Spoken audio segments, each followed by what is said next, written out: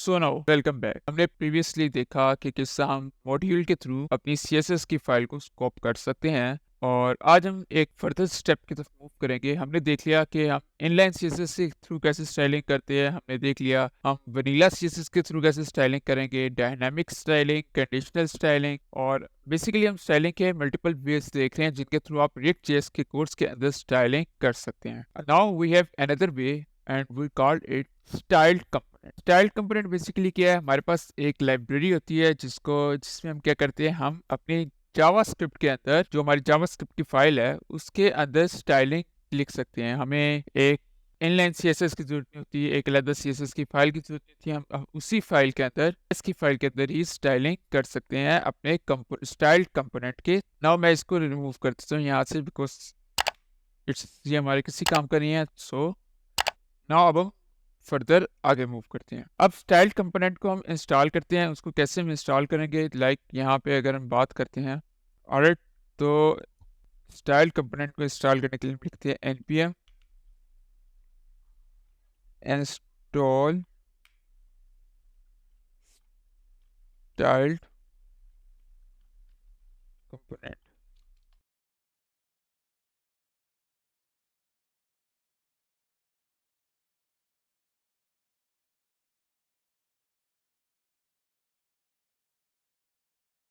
Okay, अब हमने styled component को इंस्टॉल कर लिया। अब इसके बाद हम क्या करेंगे, इनको इंपोर्ट करेंगे जहाँ पे हमने इसको यूज़ करना है। जस्ट लाइक कि मैं इसको यहाँ पे यूज़ करना चाह रहा हूँ तो मैं यहाँ पे इसको इंपोर्ट कर लूँगा। इंपोर्ट कैसे करेंगे, इंपोर्ट हम इसको करेंगे फ्रॉम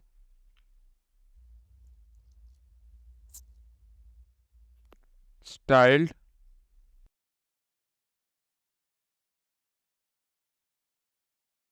कंपोनेंट्स।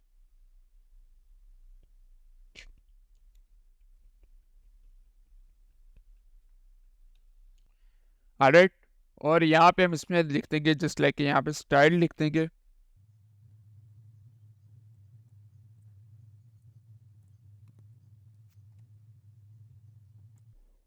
अच्छा, अब हमने यहाँ पे इस ऑब्जेक्ट को यूज करते हुए हम अपनी जावास्क्रिप्ट के अंदर कोई भी स्टाइल्ड कंपोनेंट क्रिएट कर सकते हैं।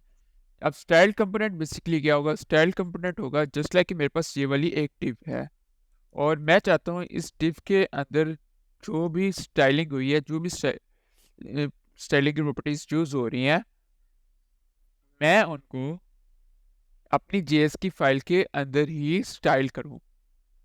ठीक, अब मैं इसको कैसे स्टाइल करूंगा, मैं इसको ऐसे स्टाइल करूंगा। मैं यहाँ पे ऊपर आता हूँ अपने इंपोर्ट के नीचे और यहाँ पे मैं लिखता हूँ स्टाइल्ड डॉट।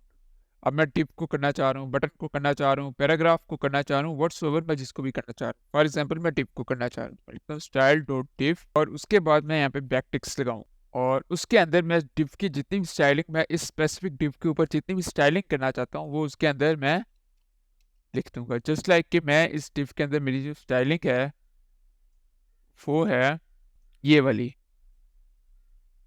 तो मैं इस सारी स्टाइलिंग को इसके अंदर लिख दूंगा और यहाँ पे मैं इसको किसी एक कांस्टेंट के इक्वल कर देता हूँ, कॉन्स्ट, और उसको मैं जस्ट लिख देता हूँ कैपिटल अल्फाबेट से अपने स्टार्ट करना है क्योंकि हम जो अपने कस्टम कंपोनेंट्स एलिमेंट्स क्रिएट करते हैं तो हम उसको कैपिटल से करते हैं। कंट्रोल कंटेनर, ऑलराइट, अब इस कंट्रोल कंटेनर को हम यूज़ कर लेते हैं अपने इस डिव की जगह पे। यहाँ पे लिखता हूँ कंट्रोल कंटेनर और ये डिव जहाँ पे मूव हो रहा है वहाँ पे भी इसको कंट्रोल कंटेनर से क्लोज कर देता हूँ in this way. Okay, styles component उसको नहीं मिल रहा, तो हम यहाँ पे इसको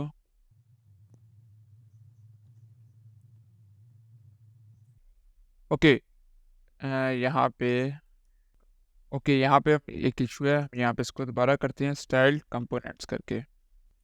ऑलराइट, अब हमारे वो कंपोनेंट यूज हो गए। अब आप देखें हमारे पास ये जो डिव है ये स्टाइल तो हो गया है, बट यहाँ पे हमारे पास एक इशू आ रहा है। वो इशू ये आ रहा है कि हमारे पास जो अंदर वाली स्टाइलिंग है वो सारी खराब हो गई हुई है।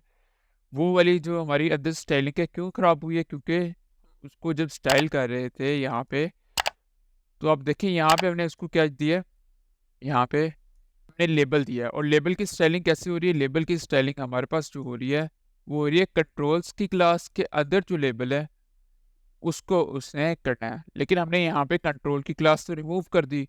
तो जैसे हमने कंट्रोल की क्लास रिमूव की तो लेबल की स्टाइलिंग भी खत्म हो गई है। अब यहाँ पे हमारे पास एक तरीका तो ये है कि हम लेबल को भी इसी के साथ के अपनी जेएस की फाइल के अंदर ही लेबल को क्रिएट करें। तो यहाँ पे हमारे पास उसको करेंगे अपनी फर्दर कि हम जस्ट लाइक कि क्या करते हैं। मैं यहाँ पे आता हूँ ट्रांजिशन इनपुट डॉट जेएस के अंदर और मैं यहाँ पे एक और कॉस्ट क्रिएट करता हूँ। कॉस्ट लेबल कैपिटल से लिख रहे हैं, डेट्स मीन कि ये हमारा कस्टम है। और यहाँ पे मैं करता हूँ स्टाइल डॉट लेबल बैकटिक्स और बैकटिक्स के अंदर हम यहाँ पे लेबल की स्टाइलिंग दे देते हैं। सिमिलर वे से हम यहाँ पे इनपुट के लिए भी कर देते हैं।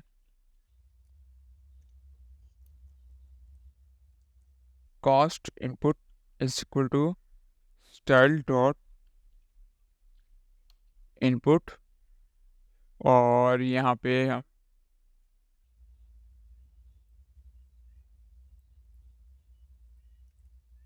इनपुट की स्टाइलिंग भी कर दी। अब हम यहाँ पे क्या करेंगे, यहाँ पे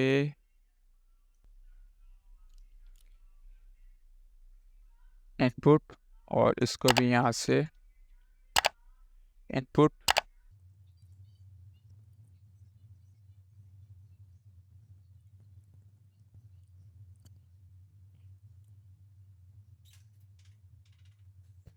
नाउ। अब अगर देखें तो देखें हमारी जो स्टाइलिंग वापस आ गई है। अब ये हमारे पास जो इनवैलिड का रेड हो रहा है या जो इनवैलिड की स्टाइलिंग आ रही है, ये कहाँ से आ रही है, ये हमारी आ रही है, ये जो हमने कंडीशन अप्लाई की हुई है इस कंडीशन के थ्रू आ रही है। इसका इस लेबल से कोई ताल्लुक नहीं, इसकी ये डायनामिक कंडीशनल की वजह से वो स्टाइलिंग आ रही है।